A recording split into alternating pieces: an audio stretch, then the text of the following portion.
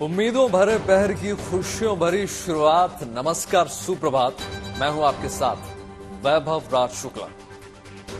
तो बिना रुके बिना थमे अगले 1 घंटे में गुड न्यूज का मैराथन दौड़ लेकर, लेकिन सबसे पहले नजर आज की 5 उन खबरों पर जिनमें इंडिया के लिए शुभ समाचार।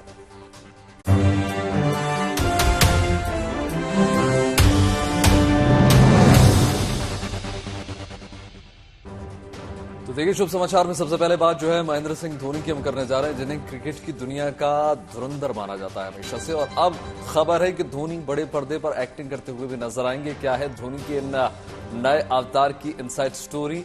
तमाम खुलासे होंगे आज के बुलेटिन में।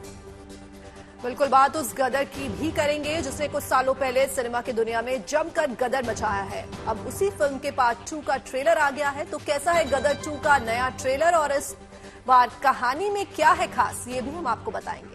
बिल्कुल कृतिका, देखिए बात जो है उन तोहफों की भी हम करने जा रहे हैं जो प्रधानमंत्री नरेंद्र मोदी देश को देने वाले हैं। प्रधानमंत्री गुजरात और राजस्थान के दौरे पर रहेंगे, जहां वो कई बड़े प्रोजेक्ट का शिलान्यास और उद्घाटन करेंगे। तो देश के लिए कैसे शुभ रहने वाले हैं अगले 2 दिन, ये भी हम आपको बताएंगे आज। बिल्कुल, बात मिथिला की उस बेटी की भी करेंगे जिसने बंधी बंधाई परंपरा से हटकर कुछ नया कर दिखाया है। इस बेटी की वजह से पटना की सड़कें रौनकों से गुलजार हो गई है। कैसे डबल डेकर बस में इस बेटी ने जमाई है स्वाद की महफिल, इसकी तस्वीरें भी थोड़ी देर में आपके सामने होंगी। बिल्कुल, देखिए बात जो है उन बच्चियों की भी हम करेंगे जिन्हें एम्स के डॉक्टर्स ने नई जिंदगी दी है। ये बच्चियां पेट के ऊपरी हिस्से से आपस में जुड़ी हुई थी। ऑपरेशन के बाद दोनों बच्चियां जिंदगी की नई सांसें ले रही हैं। बात काशी की, जहां गंगा घाटों तक पहुंच चुकी है। नदी का पानी उफान पर है, लेकिन काशी का उत्साह ना तो कम हुआ है, ना तो भक्ति का जोश जो है यहां थमा है।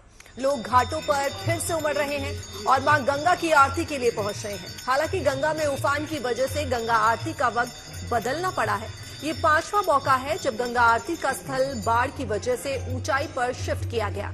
सावन के महीने में काशी में बड़ी संख्या में श्रद्धालु पहुंच रहे हैं। बढ़ती संख्या और गंगा का बढ़ता जलस्तर, ऐसे में गंगा आरती करवाने वाली संस्था ने छत पर आरती करवाने का निर्णय लिया।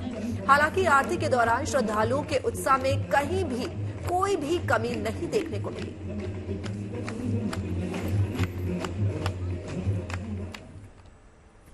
तेलंगाना में भी पिछले कुछ दिनों से भारी बारिश हो रही है। भारी बारिश के दौरान वहां के मुटियाला धारा वाटरफॉल देखने के लिए बड़े संख्या में लोग वहां पर पहुंच रहे हैं, लेकिन बारिश की वजह से अचानक झरने का पानी बढ़ने से 84 टूरिस्ट जंगल के अंदर फंस गए। खबर मिलते ही एनडीआरएफ की टीम फंसे हुए सैलानियों के रेस्क्यू के लिए पहुंच गई। बीती शाम शुरू हुआ रेस्क्यू ऑपरेशन देर रात तक चला और सभी लोगों को सकुशल बाहर निकाल लिया गया। बारिश की रफ्तार एक बार फिर से रफ्तार पकड़ते हुए नजर आई। और तेलंगाना के भद्राद्री कोठागुट्टम जिले में भी बारिश लोगों की परीक्षा ले रही है। वहां भारी बारिश के बाद नदियां रौद्र रूप ले चुकी हैं। आलम यह है कि कई इलाके की सड़कें और छोटे छोटे पुल पानी में समा चुके हैं। ऐसे में अचानक 2 महिलाएं पानी के तेज बहाव में बहने लगी। ये देख वहां मौजूद कई दूसरी महिलाएं मदद के लिए कमर तक के पानी में उतर गई। उन्होंने डूब रही महिलाओं को सहारा दिया और फिर गोल घेरा बनाकर लहरों के बीच से उनको किनारे तक लेकर आई। तेलंगाना के महबूबाबाद में भारी बारिश से सड़क पानी से लबालब हो गई। इतना पानी आ गया कि एक बस सड़क के बीचों बीच जाकर मझधार में फंस गई। लहरों ने बस को ना आगे बढ़ने दिया और ना ही पीछे हटने दिया। इस दौरान बस में कई यात्री मौजूद थे। खबर मिलते ही बस में सवार यात्रियों को सुरक्षित बाहर निकालने के लिए रेस्क्यू ऑपरेशन तमाम चलाया गया। राहत की बात यह रही कि वक्त रहते सभी यात्रियों को सकुशल बाहर निकाल लिया गया, जिसकी तस्वीरें इस वक्त आप टेलीविजन स्क्रीन पर देख रहे हैं। और दिल्ली के एम्स अस्पताल में एक अच्छी खबर आई है। दरअसल वहां एक और बर्थ डिफेक्ट की सर्जरी सफल रही।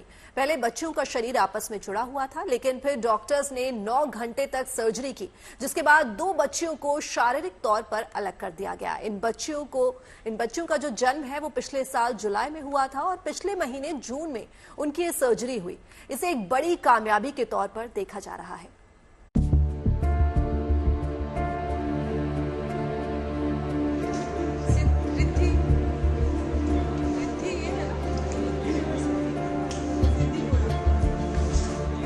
इस मां के चेहरे पर एक अलग खुशी है। नन्ही परियों को एक नई जिंदगी मिली है। अब ये बच्चियां भी अपने सपनों को पंख लगा सकेंगी। ये कोई आम बच्चियां नहीं है, बल्कि इन्होंने एक बड़ी जंग जीती है। एक का नाम रिद्धि है तो दूसरी का सिद्धि। दरअसल दिल्ली के एम्स अस्पताल में पिछले महीने जून में इनकी सफल सर्जरी की गई, जिसके बाद इन दोनों बहनों के शरीर अलग अलग कर दिए गए। पहले ये एक जिस्म दो जान थी। इनका पेट और छाती आपस में जुड़ी हुई थी, लेकिन फिर डॉक्टरों की मेहनत रंग लाई और ये बच्चियां भी अब सामान्य जिंदगी बिता सकेंगी। अब ये भी अलग अलग खेल और दौड़ सकेंगी। पहली बात तो ये सब इस चीज को पहले स्वीकारना है कि बच्चे हमारे जॉइंट हैं। ये बहुत टफ होता है इसको स्वीकारना कि भगवान ने क्या दे दिया, ये कैसे ऐसा हो गया, हम ही क्यों हैं इस दुनिया में। बट ये है कि ये एम्स है, दुनिया बहुत आगे पहुंच चुकी है, सब कुछ पॉसिबल है। ये नहीं कि अब ठीक है अब बस जिंदगी दी एंड हो गई, ऐसा कुछ नहीं है। सब कुछ पॉसिबल है, साइंस इतनी तरक्की कर चुकी है। इनका परिवार बरेली का रहने वाला है। जब ये बच्चियां अपनी मां के गर्भ में थी तो परिवार को 5वें महीने में पता चला कि इनका शरीर आपस में जुड़ा हुआ है। इसके बाद परिवार डर गया। फिर उन्होंने उम्मीद रखते हुए दिल्ली के एम्स अस्पताल में इनका इलाज शुरू करवाया, जहां डॉक्टरों ने इन्हें भरोसा दिलाया कि ये बच्चियां पूरी तरह ठीक हो जाएंगी। और सर्जरी के पहले एक तैयारी होती है, हमारे एनेस्थेटिस्ट तैयार होते हैं, उसके लिए दोनों बच्चों का वेट लिया जाता है, दवाएं उसी तरह से दी जाती हैं, क्योंकि एक बच्चे को दवा दो दूसरे में भी चली जाएगी, तो 2 कैलकुलेशंस होते हैं उनके बड़े विशिष्ट। ये सब प्री ऑपरेटिव प्रिपरेशंस थे, सारे इन्वेस्टिगेशन तैयार थे। तो हम लोगों ने जब सर्जरी करी तो हम लोगों ने फिर लिवर को सेपरेट किया, बोनी केज को सेपरेट किया, हमारे ऑर्थोपेडिक कोलीग्स आए, तो वो फिर 9 घंटे करीब लगे पूरा करके सेपरेट करने में। लोकल डिफेक्ट्स टिश्यूज के लोकल टिश्यूज से ही कम हो गए, रिपेयर हो गए, क्योंकि sometimes you need additional tissue. अगर डिफेक्ट है और पूरा नहीं हो पा रहा है तो हमें कुछ अलग तरह के अप्राकृतिक या आर्टिफिशियल टिश्यूज लेने पड़ते हैं, जिसकी तैयारी हम करके गए थे लेकिन जरूरत नहीं पड़ी। शुरुआत के 11 महीने तक ये बच्चियां आपस में जुड़ी रही। इस दौरान इन्हें उठाने में भी दिक्कत होती थी। दोनों बहनों को एक साथ उठाना पड़ता था। लेकिन सर्जरी के बाद एक अपने पिता की गोद में है तो दूसरी अपनी मां की गोद में। इन्हें देखकर अब ऐसा नहीं लगता कि वो कभी एक साथ शरीर से जुड़ी हुई थी। शुरुआती में तो हमको बहुत टफ लगा, बहुत ही ज्यादा दिक्कत हुई, लेकिन फिर हमको हल्के हल्के रियलाइज अच्छे से होने लगा कि हाँ बच्चे यहाँ ठीक हो जाएंगे और डिलीवरी अच्छे से हो जाएगी। वो बहुत टफ थे, स्टार्टिंग की 4 महीने तो बहुत टफ थे। 2 बच्चों को अकेले मैनेज करना, ऊपर से जॉइंट है, उनको केयर करना, ये सब बहुत सफर टफ था मेरे लिए, बहुत ही टफ। मैं एटलीस्ट क्या बोलूं अपने शब्दों में कि मैंने कैसे मैनेज किया यहाँ पर। डॉक्टरों को भगवान का रूप कहा जाता है और उन्हीं से इन नन्ही परियों को एक नई जिंदगी मिली है। ऐसे में ये परिवार डॉक्टरों और मेडिकल टीम का शुक्रिया अदा करता नहीं थक रहा है। दिल्ली से अनामिका गौड के साथ bureau report, good news today. Bihar की राजधानी पटना में इन दिनों बस वाला कैफे काफी ज्यादा चर्चा में है। करीब 15 दिन पहले खुला ये बस कैफे बाकी कैफे से बहुत अलग है, क्योंकि इस कैफे में गांव के रंग और शहर की चमक देखने को आपको साथ में मिल जाएगी। मतलब अलग अलग थीम इस कैफे में खासियत बिखेर रहे हैं। इस बस के जैसे दिखने वाली कैफे के अंदर फैमिली, फ्रेंड्स और कपल बैठकर आराम से लजीज खाने का मजा ले सकते हैं। इसके अलावा बस के ऊपर भी बैठने के लिए तमाम आरामदायक गद्दे भी लगवाए गए हैं। इस कैफे की मालकिन रक्षा झा हैं, वो इस कैफे को संचालित करती है। मिथिला की बेटी रक्षा ने राजधानी पटना में ऐसा रेस्टोरेंट खोला है जहां बस में बैठकर चिकन तंदूरी, चिकन कबाब और बिरयानी जैसे तमाम अलग अलग लजीज व्यंजन का लुत्फ उठा सकते हैं। सबसे पहले आप ये तस्वीर देखिए, आपको देखने में तो लग रहा होगा कि ये बस है, लेकिन ये बस खास है क्योंकि आप इस बस में बैठकर लजीज खाना खा सकते हैं और अपने दोस्तों के साथ टाइम भी स्पेंड कर सकते हैं। ये बस जो है वो बेहद ही खास है क्योंकि ये बस नहीं बल्कि बस वाले थीम वाला रेस्टोरेंट है। आपको बता दें कि मिथिला की बेटी रक्षा ने MW विस्टो रेस्टोरेंट नाम से ये रेस्टोरेंट खोला है, जहां बस की थीम पे ये रेस्टोरेंट जो है वो खोला गया है। और ये कितना खूबसूरत है वो आप इस तस्वीर में देखेंगे। देखिए किस तरीके से ये बस के पहले फ्लोर पे हम ऊपर आ गए हैं और जहां आप नीचे सोफा लगा है, जहां पर आप गद्दे पे बैठ करके अपने दोस्तों के साथ यहाँ पर टाइम स्पेंड कर सकते हैं और लजीज लजीज खाना भी खा सकते हैं। साथ ही साथ ये बस ऊपर से पूरा खुला है, यानी अब प्राकृतिक हवाओं का भी लुत्फ उठा सकते हो। देखिए किस तरीके से लोग जो हैं, जो युवा हैं, वो इस रेस्टोरेंट में आते हैं और लजीज खाने का लुत्फ उठाते हैं। और अब बात प्रधानमंत्री नरेंद्र मोदी की, जो आज से राजस्थान और गुजरात के दौरे पर जा रहे हैं। पीएम आज सुबह राजस्थान के सीकर में तमाम विकास परियोजनाओं का शिलान्यास एवं उद्घाटन करेंगे। दोपहर 12 बजे सीकर में उनकी जनसभा होगी। इसके बाद वो राजकोट आएंगे। पीएम सौराष्ट्र में 2000 करोड़ रुपए की विभिन्न विकास परियोजनाओं का उद्घाटन करेंगे। रात को उनका गांधीनगर राजभवन में रुकने का प्रोग्राम है।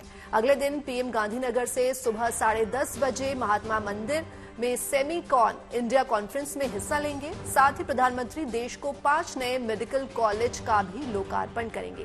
साथ ही 7 मेडिकल कॉलेज की आधारशिला भी रखेंगे। प्रधानमंत्री मोदी आज से 2 दिन के गुजरात दौरे पर रहेंगे। इस दौरान वे राजकोट में आज 3:15 बजे दिन में ग्रीनफील्ड एयरपोर्ट का उद्घाटन करेंगे। ग्रीनफील्ड एयरपोर्ट को कुल 2500 एकड़ से ज्यादा भूमि क्षेत्र और 1400 करोड़ रुपए से ज्यादा की लागत से विकसित किया गया है।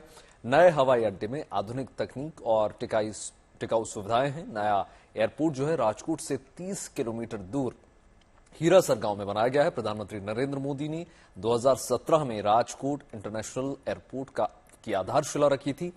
अब वो इसका उद्घाटन करके इस देश और गुजरात के लोगों को इसको समर्पित करने जा रहे हैं। इस एयरपोर्ट का रनवे 3.04 किलोमीटर लंबा और 45 मीटर चौड़ा है, जिस पर एक साथ 14 विमान पार्क हो सकेंगे। 50,800 वर्ग मीटर में एप्रोन बे बनाया गया है और 23,000 वर्ग मीटर में पैसेंजर टर्मिनल बनाया गया है। यहां पीक आवर्स में प्रति घंटा 1280 यात्रियों का संचालन किया जा सकेगा।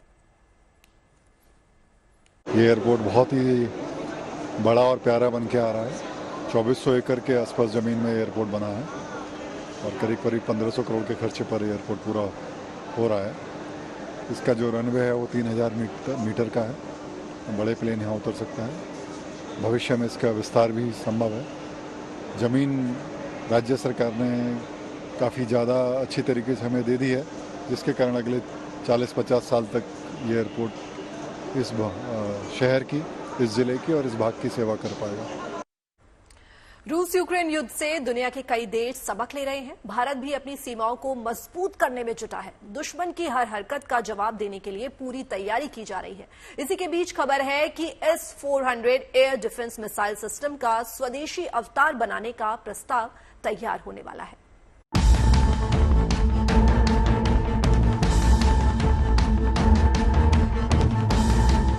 भारत ने रक्षा क्षेत्र में आत्मनिर्भर बनने के लिए एक और बड़ा मास्टर स्ट्रोक लगाने की तैयारी कर ली है।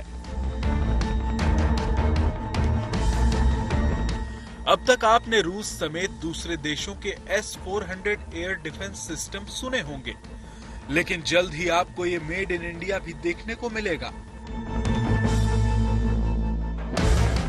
सूत्रों के मुताबिक इससे जुड़ा प्रस्ताव एडवांस्ड स्टेज में है और अगले कुछ ही बरसों में ये बनकर तैयार हो सकता है। इसके लिए 20,000 करोड़ रुपए का बजट तय किए जाने की संभावना है। एयर डिफेंस सिस्टम में 3 अलग अलग तरह की मिसाइलें होंगी, जो 400 किलोमीटर की रेंज तक दुश्मन के लड़ाकू विमान या मिसाइल को मार गिराने में सक्षम होंगी। भारतीय वायुसेना इस एयर डिफेंस सिस्टम के लिए अहम भूमिका निभा रही है। स्वदेशी S-400 से चीन और पाकिस्तान से जुड़ी दोनों सरहदों पर भारतीय सेना की ताकत कई गुना बढ़ जाएगी। वैसे S-400 एयर डिफेंस सिस्टम को लेकर भारत ने रूस से समझौता किया था। इसके तहत कई खेप भारत को मिल चुकी हैं और बाकी खेप अगले वित्त वर्ष तक मिलने की उम्मीद है। अमूमन S-400 air defence missile system में 4 तरह की मिसाइलें होती हैं, जिनकी रेंज 40, 100, 200 और 400 किलोमीटर तक होती है। इस डिफेंस सिस्टम का महत्व इसी बात से समझा जा सकता है कि रूस यूक्रेन युद्ध में भी इसका खूब इस्तेमाल हुआ। ऐसे में भारतीय वायुसेना के लिए यह स्वदेशी सिस्टम एक बड़ा गेम चेंजर माना जा रहा है।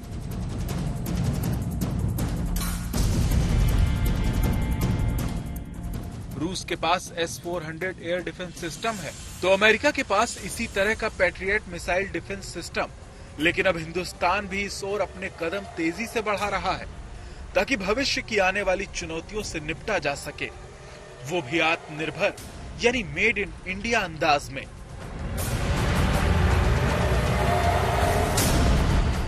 मंजीत नेगी के साथ bureau report, good news today.